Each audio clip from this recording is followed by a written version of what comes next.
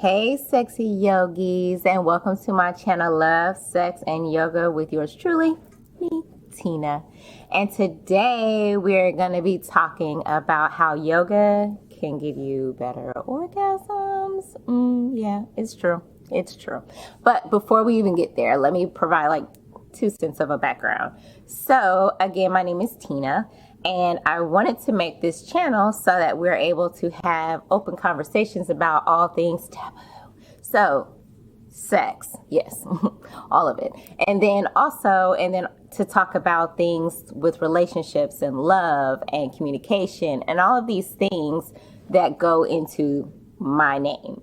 And then as well as to bring in yoga and even topics about things that aren't like the most known, like Tantra, stuff like that. So let me know in the comments if there's anything that you want to talk about for the future and things that maybe like you've heard somebody say and then you don't know if that's true. So we can come in here and talk about it. So I'm also a licensed clinical mental health counselor, and then I teach yoga on the side. So yes, thank you for coming in and joining me. And again, so right before we get down to the nitty gritty about what this video is about, grab your tea because I'm about to be spilling the tea today. So grab it. I don't know if you're going to have tea, water, because like our bodies need that, or, you know, whiskey, scotch, tequila, all of the other things that make these kind of conversations that much more fun. But whatever you bring in, bring it. And then let's get into it. Get comfy because we're about to be talking about some good stuff here. So if that's what you want to talk about or listen to and add your 2 cents to, put it in the comments. I'm totally going to read them and respond. And let's create us a little family here. So also, while you're doing that, click the like button, click the subscribe button, and the notification bell so that you're aware every time I post for us together. All right, see you in like 2 seconds once you get all your stuff together.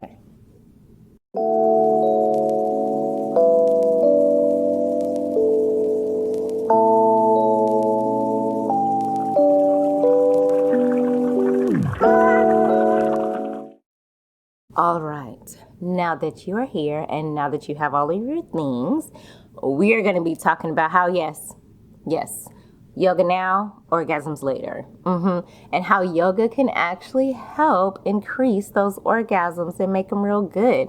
All right, so if you're ready, let's get into it. So, first things first, yoga decreases and lowers your cortisol. Your cortisol is our stress hormone. It's the thing that comes in, it gets really high when we're stressed out, anxiety, yeah. So if you have those things, yoga can help decrease the cortisol production and then lowers your stress. So there's a mental and a physical relaxation that you have when you're doing yoga. Yes, you can be relaxed when you're doing your tree and you're kind of doing this number right here, but no. You can still be relaxed in that whole situation. We'll kind of talk about that in a minute. So then you can relieve tension in the body when you're doing these things because you're having that relaxation and lowering the cortisol. Okay, so nerd moment. If you know anything about your autonomic nervous system, if you don't, then you're about to learn like some of it right now. So we have our parasympathetic and our sympathetic. Sympathetic is the one where we have our fight and flight. So it's just like trying to figure out what you're going to do. Stress, all of that up in there. When you have anxiety and things like that, those are really increased. You stay in that sympathetic nervous system. So as you're in this, you're just really fight or flight. And doing yoga can decrease that and put you into your parasympathetic and also your ventral vagal. So yoga can bring you into where you are rest and relaxation. And then your ventral vagal is where we have social engagement. We definitely need to be socially engaged when we're knocking the boots, just saying. So there's that. So again, yoga can create this release of tension, relaxation, rest, rejuvenation, all of that kind of things. And that is one reason why yoga can help with orgasms. So next, it improves your body image.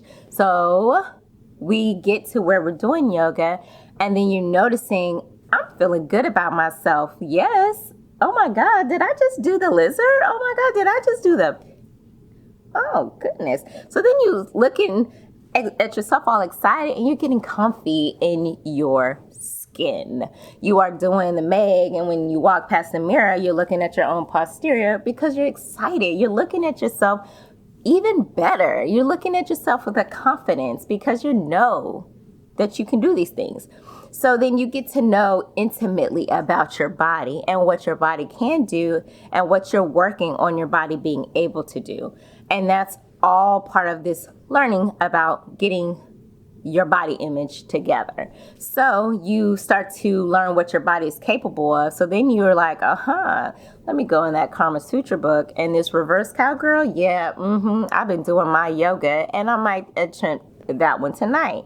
So then also a lot of their yogi teachers will talk to you about releasing tensions and just this need for judgment and comparisons. So as you're doing yoga and you're learning that we don't do these things for ourselves and we use kind words and things like that, you'll start to do that outside of yoga.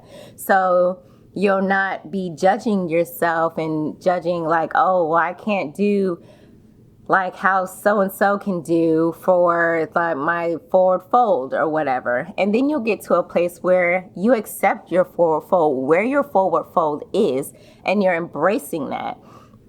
You're not comparing yourselves to people because that's a really big thing in our society. But you get to where you are confident in your own skin. So then you can look at yourself and have this great body image because you're really in tune with how you feel. So as we're doing that, we start to listen to the body.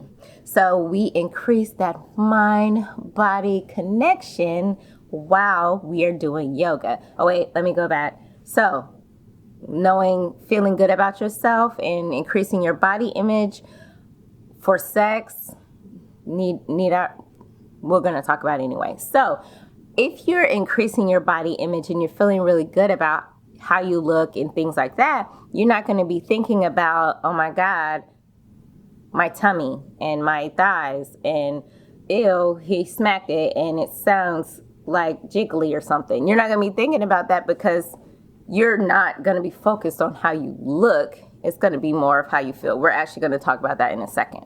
So coming back to where we were. So then you start to listen to your body.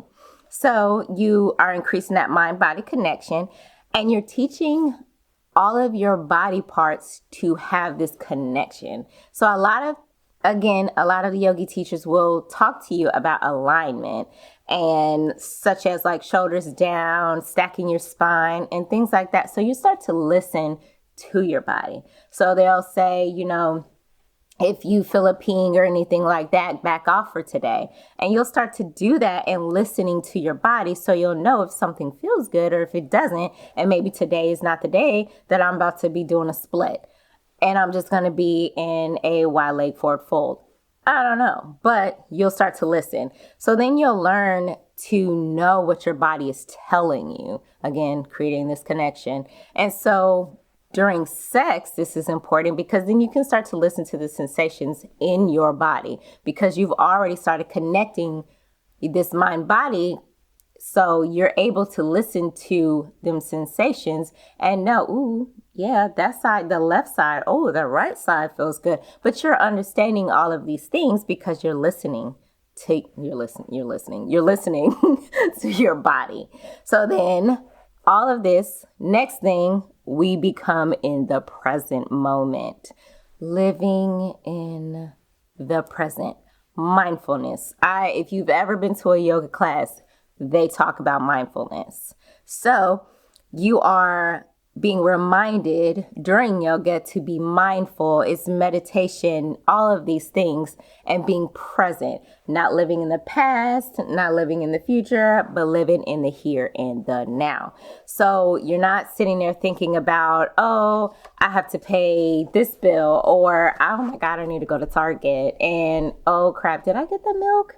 Oh my God, what about the kids? Are they like, you're not thinking about any of these things because you're in the present. So while you're on your mat, you're being present. You're mindfully attuning to what you're doing at that moment. So then once you're off the mat, you're able to come into those moments more often. So during sex, you're learning to live in the present. You're learning to have that meditative moment while you're having sex. So it brings in Tantra. So, okay. Westerners, we've kind of sexualized this term and this whole concept. The Easterners who kind of created these things or created this, it's more of like it's an expansion of the level of consciousness. We just sexualized it like we do a lot of things in this area. But anyway, so breath work, meditation, all of these things increase you being able to be in the present. Yep, you guessed it, flexibility. Well, I like to say range of motion, but same thing.